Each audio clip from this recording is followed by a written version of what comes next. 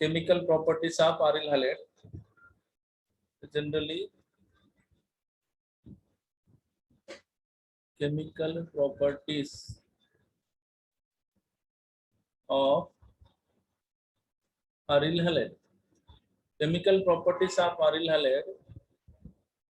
Generally बघा, generally एक point सांगायलो, इथे कंपॅरिझन स्टडी करायला लागते. alkyl halides are more reactive than aryl halide towards nucleophilic substitution reaction. तेच केमिकल प्रॉपर्टी आपण अल्किल हॅलाइड मध्ये केमिकल प्रॉपर्टीला तीन पार्ट मध्ये डिवाइड केले होते ना रे. पहिलं पार्ट होतं आपलं NSR आहे की नाही, दुसरं रिएक्शन एलिमिनेशन रिएक्शन, आणि तिसरं रिएक्शन विथ मेटल. आठवण आहे की नाही. Alkyl halide, chemical properties of alkyl halide can be classified into three category. Number 1, nucleophilic substitution reaction, 7 example दिलो. त्याच्यानंतर एलिमिनेशन रिएक्शन्स, अल्फा कार्बनहून हॅलोजन आणि बीटा कार्बनहून हायड्रोजनला रिमूव्ह करणं. त्याच्यानंतर रिएक्शन विथ मेटल, वर्ज रिएक्शन, वर्ज फिटिंग रिएक्शन सगळं झालं ना रे आपल्याला. So alkyl halides are more reactive than aryl halide towards NSR. आता हे क्वेश्चनच समजा, तर इथं जस्ट मी असं लावून टाकलं समजा, why alkyl halides are more reactive than aryl halide towards NSR. तर काल हे प्रश्न विचारलं होतं तुम्हाला मी, हे क्वेश्चन विचारलं तेव्हाच आपला टाइम ऑफ झाला होता. तर कोणी सांगता का answer? May be because there is saturated bond is present, single bond. हाँ, तो फिर रीजन क्या बताना, एग्जैक्टली क्या बता सकते हैं अपन कि अल्किल हैलाइड की रिएक्टिविटी अरिल हैलाइड से ज्यादा है.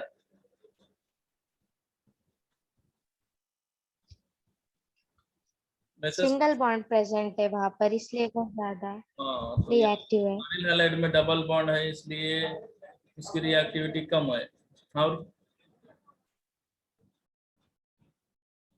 तो उसको आप जो तुम डबल बॉन्ड बोल रहे हैं ना, उसको अपन एक रीजन दे देंगे ना, रेजोनेंस इफेक्ट.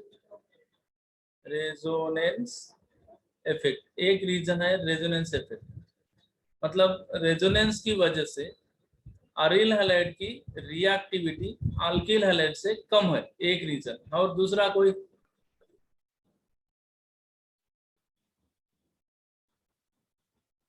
और जल्दी हाँ सांग.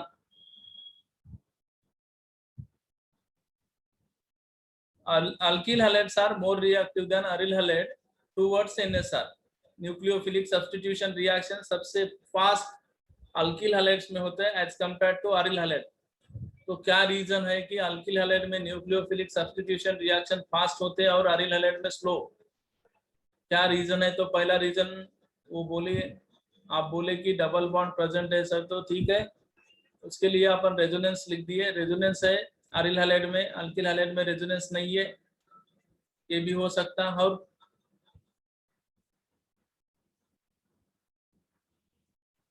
Because aryl halides more resonance. Okay ठीक है, पहला रीजन आ गया.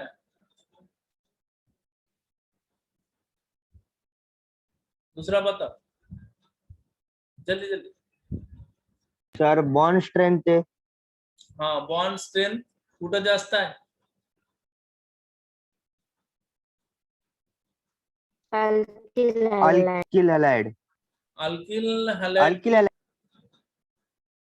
अल्किल हैलाइडची बॉन्ड स्ट्रेंथ जास्त आहे का? कमी आहे. राइट. हाँ okay,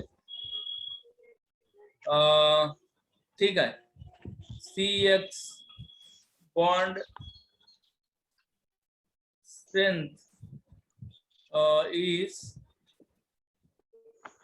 more in aryl halide आहे, बरोबर ना? Yes, sir. हा, अजून काय बॉन्ड लेंथ हो, तर बॉन्ड लेंथ, आता बॉन्ड ठीक आहे, बॉन्ड स्ट्रेंथ आला म्हणजे बॉन्ड लेंथ आल्यासारखं असणार आहे. जिथं बॉन्ड लेंथ कमी आहे तिथं बॉन्ड स्ट्रेंथ जास्त असते.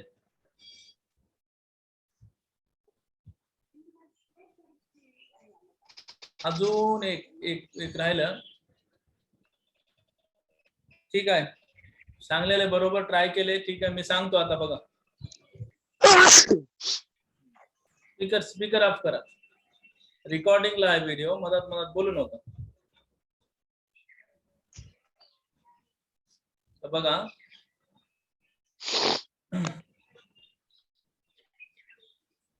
न्यूक्लियोफिलिक, स्पीकर ऑफ करा रे, कुणाचा आहे ते?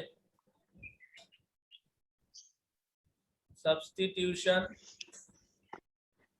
Reaction, nucleophilic substitution reactions. अरे ऑफ कर रे, आवाज यायला.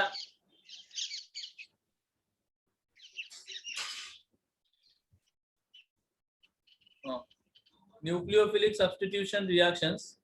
तर जनरली बघा, तुम्हाला तर माहित आहे डेफिनेशन. न्यूक्लियोफिलिक सबस्टिट्यूशन रिएक्शन बोले तो मालूम है, one nucleophile is replaced by another nucleophile is called nucleophilic substitution reactions, right? ठीक है, तो यहाँ पे पहला पॉइंट लिखा, अरिल हॅलाइड्स पूर्ण नाही लिहित. Aryl halides are much less reactive than alkyl halide towards NSR, है कि नहीं?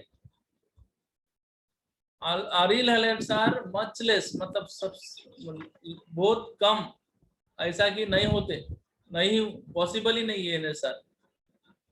some drastic condition, high temperature, high pressure, तभी वो पॉसिबल होता. अदरवाइज नॉर्मल कंडीशन में तो nucleophilic substitution reactions aryl halide में होते नहीं. क्लियर है? So aryl halides much less reactive than alkyl halide towards NSR. So reasons, पहला रीजन है due to the resonance, the CX bond in aryl halide, CX bond रहता ना, CX bond in aryl halide, CX bond in aryl halide having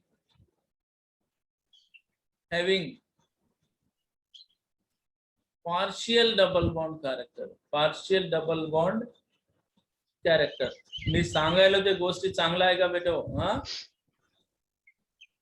बघा, aryl halides are less reactive to than alkyl halides towards NSR. Give reason म्हणून विचारलं तर पहिला statement हे लिहायचे की aryl halides are much less reactive than alkyl halide towards NSR. First reason आहे due to the resonance the CX bond in aryl halide having partial double bond character. तुम्हाला nature of CX bond in aryl halide मध्ये शिकवलं होते, है की नाही? Okay, तरी एक बार रिपीट करून देतो बघा, तुम्हाला माहितच आहे. हे बघ, हे बेंझिन आहे, बेंझिन वर X ग्रुप आहे, याच्यावर लोन पेर राहतात, 3 लोन पेर आहेत, आपल्याला एक ची रिक्वायरमेंट आहे. हे डबल बॉन्ड आहे बघ, इथं काय होतं, रेझोनन्स पॉसिबल आहे बघ. ये पाई बॉन्ड इकडे शिफ्ट झाला सेकंड वर, तो ये 2 लोन पेर ऑफ इलेक्ट्रॉन्स यहाँ पर एंटर हो गए. तो नेक्स्ट स्ट्रक्चर अपना ये आया, इस पे नेगेटिव चार्ज, यहाँ पे सिंगल बॉन्ड था, क्या हुआ यहाँ पे डबल बॉन्ड हो गया. Cl के ऊपर कौन सा चार्ज? प्लस.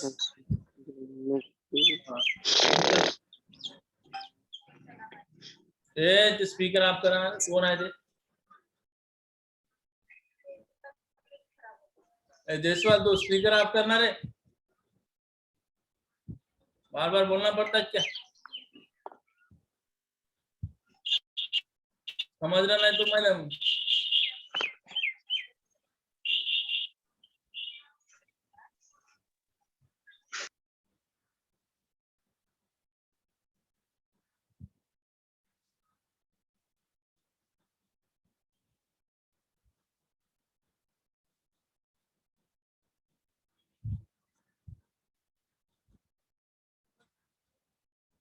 राइट, बघा due to the resonance the CX bond in aryl halide, देखो ये जो CX बॉन्ड है, CX, X बोले तो Cl लिया मैंने, ठीक है X ले लो।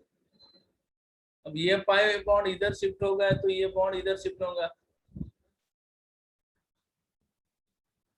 देखो ये इधर शिफ्ट हो गया, यहाँ पे नेगेटिव आया और इस इनके बीच में CX के बीच में डबल बॉन्ड प्लस। हे रेझोनन्स ऑलरेडी झालेला आहे ना रे, नेचर ऑफ CX बॉन्ड मध्ये शिकवलं ना। तर बघा ड्यू टू रेजोनेंस की वजह से आरिल हैलाइड में CX बॉन्ड जो है वो डबल बॉन्ड कैरेक्टर शो करा, देखो यहाँ पर डबल बॉन्ड है, यहाँ पर डबल बॉन्ड है कि नहीं। सो डबल बॉन्ड और अल्किल हैलाइड में ये रेजोनेंस पॉसिबल नहीं है, अल्किल हैलाइड में रेजोनेंस नहीं है तो ये सिंगल बॉन्ड कैरेक्टर शो करता है, आरिल हैलाइड में ये डबल बॉन्ड कैरेक्टर शो कर रहा है। तो सो ये बॉन्ड इजीली ब्रेक हो सकता है, ये बॉन्ड इजीली ब्रेक नहीं होता, डबल बॉन्ड है ना, क्लियर। तो ये एक रीजन है, रेजोनेंस इफेक्ट, क्लियर है। हाँ, दूसरा रीजन सांगायला चांगला आहे का आता, सेकंड रीजन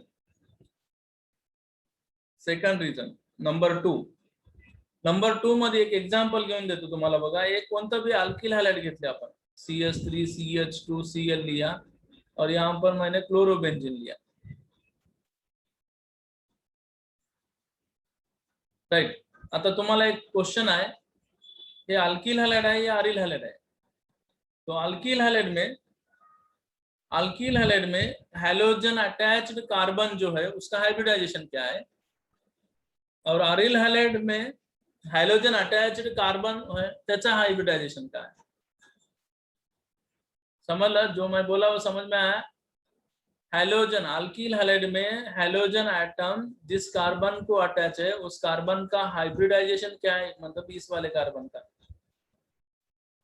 और यहाँ पे इस वाले कार्बन का हाइब्रिडाइजेशन क्या है, HZ। सांगा रे, माहित असेल तर सांगून द्या, इझी टेक्निक आहे, तुम्हाला शिकवलं होतं मी। अल्काइल हैलाइड मध्ये sp3 हाँ राइट, sp3, वेरी गुड। हाँ आणि इकडे sp2 aril halide. sp2 right, okay ठीक है। अल्किल हैलाइड मध्ये halogen attached carbon atom undergo sp3 hybridization and in aryl halide halogen attached carbon atom undergo sp2 hybridization. Sir फिर इससे क्या होता बोले तो, अब इससे क्या होता मैं बताऊंगा आपको नेक्स्ट। अभी देखो CX bond in aryl halide, sorry in alkyl halide undergo sp3 hybridization. So CX bond in aryl halide आता सांगले ना, undergo sp2 hybridization. So यहाँ पर S per percent of S character कितना आएगा, यहाँ पे परसेंट ऑफ S कैरेक्टर किती येते इथं, सपोज sp3 टोटल किती आहे, 100% आहे समजा, म्हणजे 4 ऑर्बिटल आहेत ना रे, एक S ऑर्बिटल आणि 3 P ऑर्बिटल, टोटल 4 ऑर्बिटल आहेत, 100% आहे समजा, तर मग पर ईच ऑर्बिटल किती परसेंट येते इथं, अरे इथं 4 ऑर्बिटल आहेत ना, एक S ऑर्बिटल आहे आणि 3 P ऑर्बिटल आहेत, टोटल 4 ऑर्बिटल आहेत, त्याला आपण 100% समजायले, तर ईच ऑर्बिटलचं कंट्रीब्युशन किती आहे तिथं, डिवाइड बाय 4, हाँ किती 25%, राइट। मीन्स आपल्याला P चं पर्सेंटेज पाहिजे नाही तर आपल्याला S चं पर्सेंटेज पाहिजे, अरे 4 जण आहेत ना रे, 3 P आणि एक S ऑर्बिटल आहे, टोटल 100% समजा, तर S ऑर्बिटलचं कंट्रीब्युशन किती आहे, म्हणजे S ऑर्बिटल किती पर्सेंट आहे तिथं, 25%, म्हणजे percent of S character in alkyl halide किती आहे, 25% आहे, ओके। हाँ तेच तुम्ही इथं बघा sp2 मध्ये sp2 ला टोटल 100% समजा, तर पर्सेंट ऑफ S कॅरेक्टर किती आहे, 33 राइट 33.33 समथिंग आता ना, हाँ ठीक है राइट। तो यहाँ पर मतलब अभी 2 बातें क्लियर हो गई। पहला रीजन तो मालूम है आपको कि रेजोनेंस इफेक्ट के वजह से आरिल हैलाइड की रिएक्टिविटी कम हो गई टूवर्ड्स NSR, एक रीजन। और दूसरा रीजन मैं जो बता रहा हूँ हाइब्रिडाइजेशन के ऊपर बता रहा हूँ। देखो, in alkyl halide halogen attach carbon atom undergo sp3 hybridization. तो percent of s character in alkyl halide कितना है? 25% है। So in aryl halide halogen attach carbon atom undergo sp2 hybridization, मतलब परसेंट ऑफ s कैरेक्टर कितना है यहाँ पे? 33.33% है। तो कौन से केस में परसेंट ऑफ s कैरेक्टर ज्यादा है? अल्किल हैलाइड की अरिल हैलाइड में ज्यादा है? आरिल हैलाइड। हाँ, तो फिर सर ये परसेंट ऑफ s कैरेक्टर से क्या होता बोले तो यहाँ पे एक नोट लिखता, कभी भी याद रखो, हाँ कहीं पर भी यूज आता, percent of s character, percent of s character अगर इंक्रीज होता है तो इलेक्ट्रोनेगेटिविटी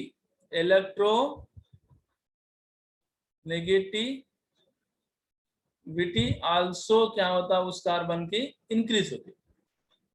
म्हणजे percent of s character is directly proportional to the electronegativity, right? हाँ, तो अभी पॉइंट पे आएंगे, बोलत जा थोडं याच्यामध्ये। आता इकडे बघा, आपण एक अल्किल हॅलाइड घेतले आणि एक अरिल हॅलाइड घेतले, चांगला आहे का? इथं पण CX बॉन्ड आहे, इथं पण CX बॉन्ड आहे। इस वाले कार्बन का हाइब्रिडाइजेशन sp3 है, इस वाले कार्बन का हाइब्रिडाइजेशन sp2 है।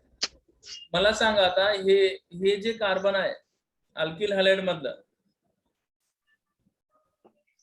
हे वाला कार्बनचं 25% s कैरेक्टर आहे, ह्या वाला कार्बनचं 33% s कैरेक्टर आहे, राइट? ओके, तर 25% आहे, इथं 33% आहे। तर कोणत्या कार्बनची इलेक्ट्रोनेगेटिविटी जास्त आहे?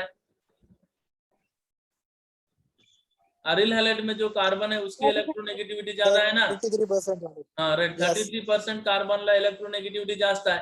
मग इलेक्ट्रोनेगेटिविटी जास्त आहे तर हे कार्बन हायड्रोजनला वळून घेणार, म्हणजे हे बॉन्ड कसं राहणार, हे बॉन्ड कसं राहणार? त्या कार्बनची इलेक्ट्रोनेगेटिविटी स्ट्रॉंग असल्यामुळे हे बॉन्ड कसं राहणार? स्ट्रॉंग राहणार। आणि हे बॉन्ड कसं राहणार as compare to this carbon weak राहणार। म्हणजे हे जे बॉन्ड आहे हे वीक राहणार आणि हे बॉन्ड जे आहे ते थोडंसं स्ट्रॉंग राहणार। क्लिअर? कारण ह्याचे म्हणजे दोन्ही ऍटमची इलेक्ट्रोनेगेटिविटी जास्त आहे, म्हणजे हायड्रोजनची तर जास्त आहे, त्याच्या सोबत सोबत कार्बनची पण इलेक्ट्रोनेगेटिविटी जास्त आहे due to sp2 hybridisation. So मग हे कार्बनची इलेक्ट्रोनेगेटिविटी इन्क्रीज झाल्यामुळं ते हायड्रोजनला लवकर रिमूव्ह होत नाही इथून, समजलं? हे इलेक्ट्रोनेगेटिव्ह, ह्या कार्बनची इलेक्ट्रोनेगेटिविटी जास्त असल्यामुळे हे कार्बन इथून हायड्रोजनला लवकर रिमूव्ह होऊ देत नाही, पण इथं इलेक्ट्रोनेगेटिविटी कमी असल्यामुळे इथून हायड्रोजन लवकर नाही, म्हणजे अरिल हॅलाइड मधून हायड्रोजन लवकर रिमूव्ह होत नाही, पण अल्किल हॅलाइड मधून हायड्रोजन लवकर रिमूव्ह होते, कारण कार्बनचं हायब्रिडायझेशन sp3 आहे, परसेंट ऑफ s कॅरेक्टर 25 आहे। ओके, एवढं समजलं? आणि दुसरी गोष्ट तुम्ही अजून काय म्हणाले, अल्किल हॅलाइड मध्ये हे बघा, अल्किल हॅलाइड मध्ये CX बॉन्ड लेंथ जे आहे ना, बॉन्ड लेंथ 168 pm आहे। किती आहे? 168 pm आहे, 69 pm आहे। मग अरिल हॅलाइड मध्ये हे बघा, CX बॉन्ड लेंथ जे आहे ना ते सॉरी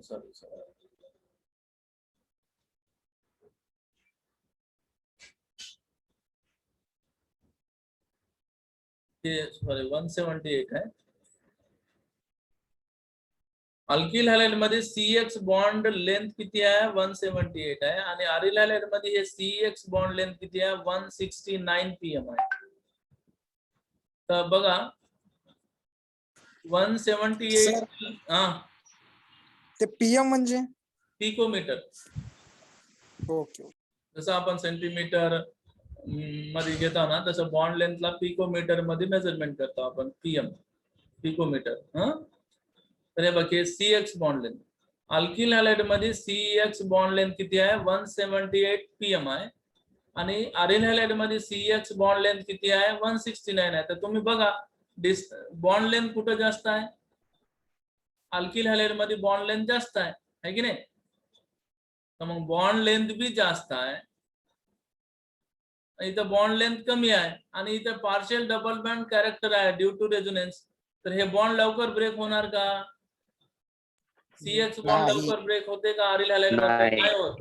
तर म्हणून अरिल हॅलाइडची रिॲक्टिव्हिटी कमी आहे as compare to alkyl halide. समजलं आता? यस. ओके, बस दोन Yes, sir. रिझन. हा, दोनच रिझन सांगायचं. Aryl halide are less reactive than alkyl halide towards NSR. Why म्हणून विचारलं तर ड्यू टू रेझोनन्स इफेक्ट एक सांगून द्यायचं आणि सेकंड वाला हायब्रिडायझेशन सांगायचं. हायब्रिडायझेशन म्हणजे अल्किल हॅलाइड मध्ये sp3 हायब्रिडायझेशन आहे, अरिल हॅलाइड मध्ये sp2 आहे. मग अल्किल हॅलाइडचा बॉन्ड लेंथ जास्त आहे, अरिल हॅलाइडचा बॉन्ड लेंथ कमी आहे. म्हणून आता बॉन्ड लेंथ, इथं बॉन्ड लेंथ कमी आहे तर less energy required to break this bond. इथं बॉन्ड लेंथ कमी आहे म्हणजे more energy required to break this bond. Okay, एवढं क्लिअर आहे आता? Yes sir. ओके, हो सर. नेक्स्ट पॉइंट वर जाऊ. आता आपलं झालं हे, म्हणजे न्यूक्लिओफिलिक सबस्टिट्यूशन रिॲक्शन स्टार्ट केले होते आपण. पण nucleophilic substitution reactions alkyl halide मध्ये फास्ट होतात, अरिल हॅलाइड मध्ये स्लो होतात. म्हणजे होतच नाही, बट अंडर म्हणजे कोण्या कंडिशन मध्ये, म्हणजे under drastic condition, under drastic condition, such as high temperature, high pressure, Density. under drastic condition, high temperature, high pressure में क्या पॉसिबल है, NSR पॉसिबल आहे. म्हणजे आपल्याला NSR करायचंच असेल अरिल हॅलाइड मध्ये तर आपल्याला कंडिशन्स प्रोव्हाइड करावं लागते. High temperature, high pressure, catalyst. आणि अजून एक सांगतो, विथड्रॉइंग ग्रुप माहित आहेत ना, electron withdrawing groups. Electron withdrawing group, electron withdrawing groups also increases the reactivity. Electron withdrawing group also increases the reactivity of aryl halide towards NSR. हे पॉइंटला note करून घ्या, इम्पॉर्टंट पॉइंट आहे. म्हणजे काय, कॅटलिस्ट, हाय टेम्परेचर, प्रेशर बी aril हॅलाइडची रिॲक्टिव्हिटीला increase करतात towards NSR. आणि दुसरी गोष्ट, इलेक्ट्रॉन विथड्रॉइंग ग्रुप्स, डोनेटिंग नाही बरं, electron withdrawing groups EWG, electron withdrawing group ortho para position वर असेल, आर्थो आणि पॅरा पोझिशन वर असेल. म्हणजे आठवण ठेवा, हे पॉइंट व्हेरी व्हेरी इम्पॉर्टंट आहे. इलेक्ट्रॉन विथड्रॉइंग ग्रुप बेन्झीनच्या, म्हणजे इलेक्ट्रॉन विथड्रॉइंग ग्रुप आर्थो आणि पॅरा पोझिशन वर प्रेझेंट असेल तर त्या अरिल हॅलाइडची रिॲक्टिव्हिटी काय होते, इन्क्रीज होते टुवर्ड्स NSR. क्लिअर? काऊन होते म्हणलं तर हे बघ, इकडे बघा. आता सपोज आपलं एक अरिल हॅलाइड आहे आणि इथे एक इलेक्ट्रॉन विथड्रॉइंग ग्रुप आहे. इलेक्ट्रॉन विथड्रॉइंग ग्रुप आर्थोवर आहे, पॅरावर आहे समजा. तर हे इलेक्ट्रॉन्स विथड्रॉ करणार ना रे, आहे की नाही? इलेक्ट्रॉन्स विथड्रॉ करणार म्हणजे हे इलेक्ट्रॉन विथड्रॉ केल्यामुळे इलेक्ट्रॉन्स इकडे येणार, पूर्ण इलेक्ट्रॉन्स इकडे येणार, ह्याच्यापासून बी इलेक्ट्रॉन्स इकडे येणार. मग हे काय होते, लिव्हिंग ग्रुप मध्ये कन्वर्ट होऊन जाते, इझिली रिमूव्ह होऊ शकते. सांगतो ते तुम्हाला, एक्झाम्पल घेऊन सांगतो ते. आता दुसरा एक क्वेश्चन लिहा. आता एक क्वेश्चन असा आहे की 2 मार्कला विचारायला, गिव्ह रिझन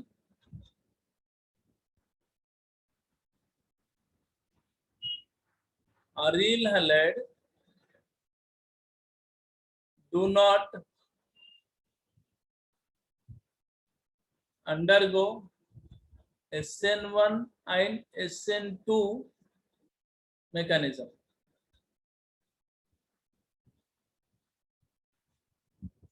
हे जस्ट क्वेश्चन आहे, प्लीज नोट डाऊन करा, व्हेरी इम्पॉर्टंट आहे. खूप सारे डाऊट तुमचे क्लिअर होते. तुम्हाला मी एक रिपीट करून सांगायलो, अल्किल हॅलाइड मध्ये SN1 SN2 पॉसिबल आहे की नाही, आहे की नाही? Yes, sir. आहे ना, आपण स्टडी केले ना, अल्किल हॅलाइड मध्ये SN1 भी पॉसिबल है और SN2 भी पॉसिबल है. बट SN1 और SN2 के बारे में डिटेल में स्टडी करके आए ना अपन, पूरा डिटेल स्टडी करके आए. SN1 SN2 पूर्ण डिटेल मध्ये स्टडी करून आले आपण. टर्शरी अल्किल हॅलाइड्स मध्ये हे फास्ट होते as compare to secondary alkyl halide, मग प्रायमरी अल्किल हॅलाइड, मग मिथाइल हॅलाइड. याला रिव्हर्स प्रोसेस आहे. मिथाइल हॅलाइड मध्ये प्रायमरी, सेकंडरी, मग टर्शरी.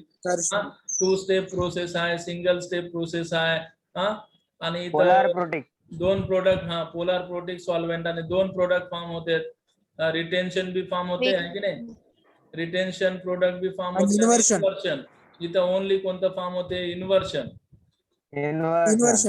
इन्व्हर्शन इथं कार्बोकॅटायन फॉर्म होते, आहे की नाही? इंटरमिडिएट काय SN1 रिएक्शन मध्ये कार्बोकॅटायन आहे. इथं इंटरमिडिएट, नो इंटरमिडिएट, ओनली काय फॉर्म होते? ओनली ट्रान्झिशन स्टेट फॉर्म होते. झालेला आहे रे, झालेला आहे, सर्व झालेला आहे. एक बार रिपीट करायलो. बस कारण हे अल्किल हॅलाइड मध्ये SN1 भी आहे आणि SN2 भी होते. आता मी विचारलेला प्रश्न काय आहे मग? आता बघा, विचारलेला प्रश्न हे आहे, काय विचारलं बघा. आता त्याच्यावर तुम्ही समजून घ्या. Give reason aryl halide do not undergo SN1 आणि SN2 मेकॅनिझम. म्हणजे आता ह्याचं मिनिंग असं आहे ना की अरिल हॅलाइड मध्ये SN1 भी होत नाही आणि SN2 पण होत नाही, आहे की नाही? क्वेश्चनचं मिनिंगच ते आहे ना रे. Give reason aryl halide do not undergo SN1 आणि SN2 मेकॅनिझम. म्हणजे अरिल हॅलाइड मध्ये SN1 भी होत नाही, SN2 भी होणार. ओनली न्यूक्लिओफिलिक सबस्टिट्यूशन रिएक्शन्स होतात, पण ते SN1 भी नाही आणि SN2 भी नाही. राईट? सांगायलो, आन्सर सांगायलो. बघा, विचार करू नका, क्वेश्चन समजले की नाही एवढं समजून घ्या. Give reason aryl halides do not undergo SN1 and SN2 mechanism. म्हणजे अरिल हॅलाइड मध्ये SN1 भी होत नाही आणि SN2 पण होत नाही. काऊन होत नाही बघा. आपण एक अरिल हॅलाइड घेत आहे बघा. एक अरिल हॅलाइड घेतलं मी, X घेतलं ना. चांगला आहे का? अरिल हॅलाइड घेतलं. अरिल हॅलाइड घेतले समजा, तर अरिल हॅलाइड मध्ये चांगला आहे का? अरिल हॅलाइड मध्ये SN1 नॉट पॉसिबल आहे आणि SN2 पण नॉट पॉसिबल. इतना पण नॉट पॉसिबल. सो सर ऐसा क्यों हो रहा है, क्यों पॉसिबल नहीं है? बोले तो ये जो बॉन्ड है चांगला आहे का? हे CX बॉन्ड आहे ना अरिल हॅलाइड मध्ये, ड्यू टू रेझोनन्स. आता स्टडी केले. ड्यू टू रेझोनन्स क्या है? पार्शियल डबल बॉन्ड कैरेक्टर है. पहली बात तो बॉन्ड इजीली ब्रेक होता नहीं, पहली बात. और दूसरी बात, यहां से रीजन, दूसरा रीजन इंपॉर्टेंट है. देखो ये बॉन्ड तुटून जाते. चांगला आहे का? Aryl halide undergo self ionisation.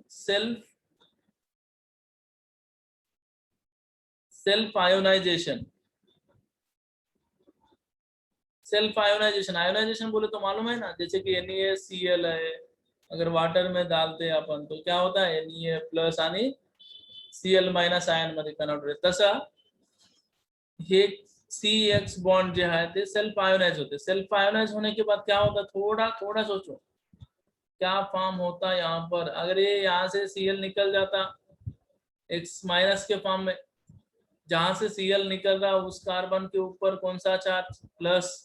और निकला क्या यहाँ पे X माइनस, तो इसको क्या बोलना फिर, फिनिल कॅटायन. चांगला आहे का, फिनिल कॅटायन म्हणतात त्याला, फिनिल कॅटायन फॉर्म झालं. राईट, म्हणजे पहिला पॉइंट बघा, phenyl cation produce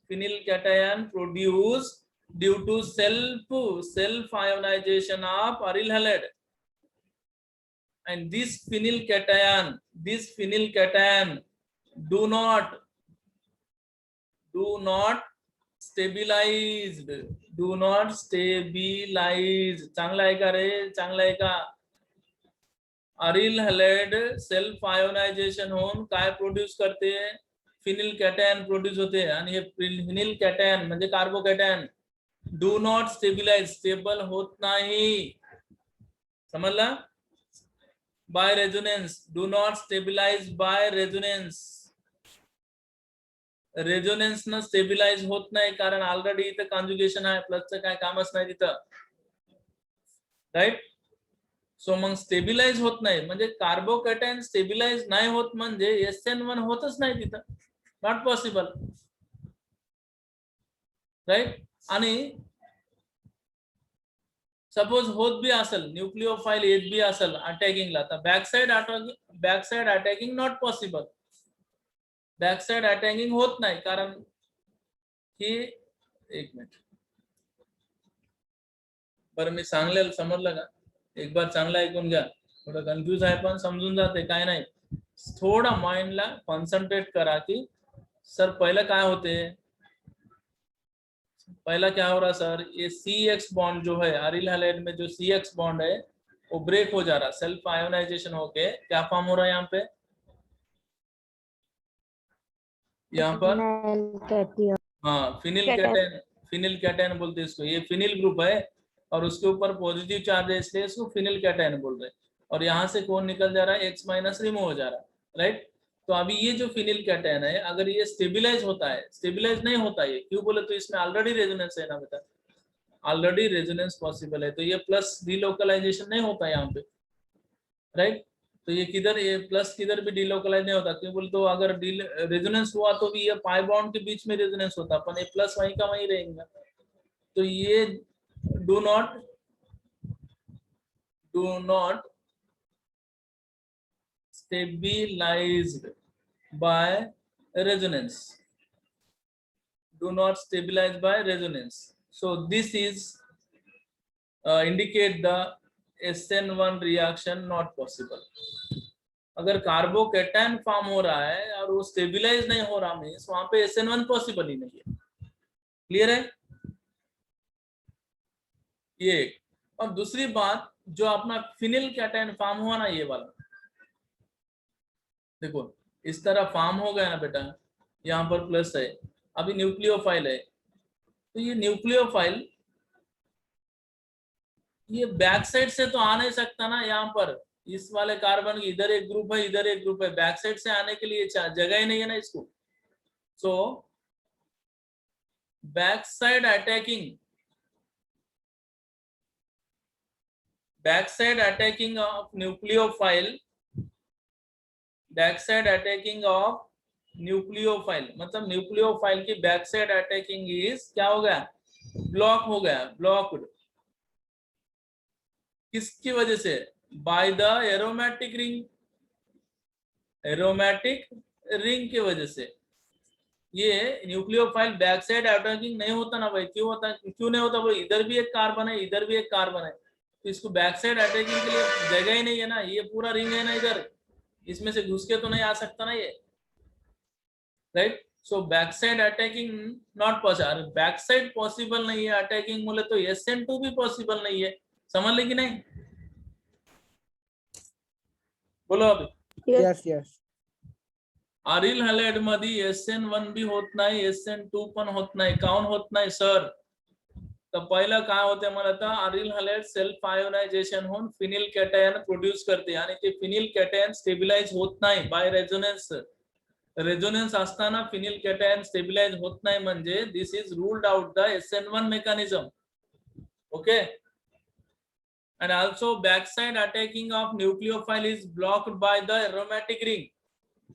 so back side attacking possible नहीं है, इसलिए SN2 भी पॉसिबल नहीं है. ओके, ठीक आहे ना, एवढं क्लिअर आहे ना? Yes, sir. हाँ, यस सर. ठीक है. तो अभी नेक्स्ट क्वेश्चन है अपना. आता नोट सेंड करतो, एक बार लिहा बरं, ऍज इट इज आहे मी सांगितलेलं नोट्स मध्ये. नोट्स लिहाले ना? हो सर. Yes, sir.